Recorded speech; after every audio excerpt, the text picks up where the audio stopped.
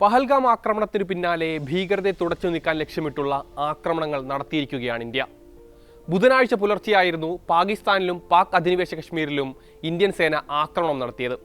വ്യോമ കര നാവികസേനകളുടെ സംയുക്ത നീക്കത്തിലൂടെയായിരുന്നു ഓപ്പറേഷൻ സിന്ദൂർ. ഇന്ത്യൻ സായുധ സേന പാകിസ്ഥാനിലെയും പാക് അധിനിവേശ കശ്മീരിലെയും ഭീകരവാദ കേന്ദ്രങ്ങൾ ആക്രമിച്ചുവെന്നായിരുന്നു പ്രതിരോധ മന്ത്രാലയം പുലർച്ചെ 1:44 പുറത്തിറക്കിയ പ്രസ്താവനയിലൂടെ അറിയിച്ചത്.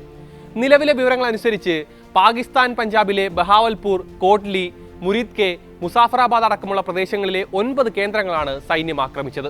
ബഹാവൽപൂർ മസൂദ് അസറിന്റെ നേതൃത്വത്തിലുള്ള ജെയ്ഷെ മുഹമ്മദിന്റെയും മുരീദ് കെ ലഷ്കർ എ തൊയ്ബയുടെയും ആസ്ഥാനമായിട്ടാണ് കരുതപ്പെടുന്നത്. കൂടാതെ സിയാൽകോട്ട് ഉൾപ്പെടെയുള്ള പ്രദേശങ്ങളിലെ ഹിസ്ബുൾ മുജാഹിദീന്റെ കേന്ദ്രങ്ങളും ആക്രമണത്തിന് ഇരയായതായാണ് വിവരം.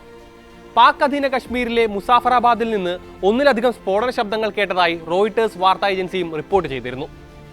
ഇന്ത്യൻ രഹസ്യാന്വേഷണ ഏജൻസികൾ നൽകിയ വിവരങ്ങളുടെ അടിസ്ഥാനത്തിലാണ് ഇന്ത്യൻ സൈന്യത്തിന്റെ സംയുക്ത ആക്രമണം എന്നാണ് റിപ്പോർട്ടുകൾ സൂചിപ്പിക്കുന്നത്. പാകിസ്ഥാന്റെ സൈനിക കേന്ദ്രങ്ങൾക്ക് നേരെ ആക്രമണം നടത്തിയിട്ടില്ല എന്നും ഭീകര കേന്ദ്രങ്ങളെ മാത്രമാണ് ലക്ഷ്യമിട്ടത് എന്നുമാണ് സർക്കാരിന്റെ ഔദ്യോഗിക വിശദീകരണം. ഓപ്പറേഷൻ സിന്ദൂറിൽ ഉയർന്ന കൃത്യതയുള്ള ദീർഘദൂര പ്രിസിഷൻ സ്ട്രൈക്ക് ആയുധ സംവിധാനങ്ങൾ, ലോയിറ്ററിംഗ് മ്യൂണിഷൻ സിസ്റ്റം, സ്കാൽപ്പ് മിസൈലുകൾ, ഹാമർ ബോംബുകൾ തുടങ്ങിയവ ഉപയോഗിച്ചതായിട്ടാണ് NDTV അടക്കമുള്ള ദേശീയ മാധ്യമങ്ങൾ ഉൾപ്പെടെ റിപ്പോർട്ട് ചെയ്യുന്നത്. സ്റ്റോം ഷാഡോ എന്ന പേരിൽ അറിയപ്പെടുന്ന സ്കാൽപ്പ് മിസൈലുകൾക്ക് 250 കിലോമീറ്ററിലധികം ദൂരപരിധിയാണുള്ളത്.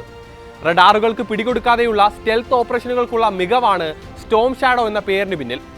വായുവിൽ നിന്ന് വിക്ഷേപിക്കാവുന്ന ഈ മിസൈലുകൾ യൂറോപ്യൻ കൺസോർഷ്യമായ MBDA ആണ് നിർമ്മിക്കുന്നത്.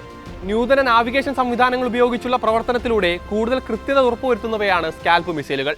ഓപ്പറേഷൻ സിന്ദൂറിൽ ഉപയോഗിച്ചുവെന്ന് പറയപ്പെടുന്ന മറ്റൊരു ആയുധം ഹാമർ ബോംബുകളാണ്. Highly agile modular munition extended range എന്നതിന്റെ ചുരുക്കപ്പേരാണ് ഹാമർ.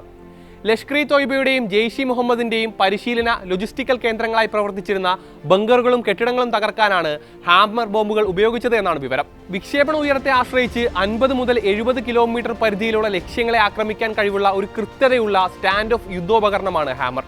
മറ്റൊരു പ്രധാനപ്പെട്ട ആയുധം ലോയിറ്ററിംഗ് മ്യൂണിഷൻ സിസ്റ്റംസ് അല്ലെങ്കിൽ LMS ആണ്.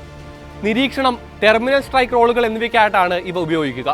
ലക്ഷ്യസ്ഥാനങ്ങൾ തത്സമയം നിരീക്ഷിക്കാൻ സാധിക്കുകയും ഒപ്പം അവിടെ ആക്രമണം നടത്താനും ഈ ആളില്ലാ ഡ്രോണുകൾക്ക് സാധിക്കും. ദീർഘനേരം സഞ്ചരിക്കാൻ സാധിക്കുന്നത് കൊണ്ട് തന്നെ സമയമെടുത്തായാലും ലക്ഷ്യങ്ങൾ കണ്ടെത്താനും ആധുനിക സെൻസറുകളുടെ സഹായത്തോടെ കൃത്യതയുള്ള ആക്രമണം നടത്താനും ഇവയ്ക്ക് കഴിയും. ലോയിറ്ററിംഗ് മ്യൂണിഷൻസ് ലക്ഷ്യം കണ്ടെത്തി കഴിഞ്ഞാൽ അവിടേക്ക് ഇടിച്ചിറങ്ങുകയാണ് ചെയ്യുക. അതുകൊണ്ട് തന്നെ സൂയിസൈഡ് ഡ്രോണുകൾ എന്നും ഇവ അറിയപ്പെടുന്നുണ്ട്. അതിർത്തി കടന്നുള്ള എല്ലാ ഭീകരാക്രമണത്തിനും മറുപടി നൽകുമെന്ന ഉറച്ച നിലപാടാണ് രാജ്യത്തിൻ്റേത് എന്നാണ് വിദേശകാര്യ സെക്രട്ടറി വിക്രം മിശ്രി പ്രഖ്യാപിച്ചിരിക്കുന്നത്. അതിന്റെ ഭാഗമാണ് ഓപ്പറേഷൻ സിന്ദൂർ എന്നും അദ്ദേഹം വ്യക്തമാക്കിയിരുന്നു.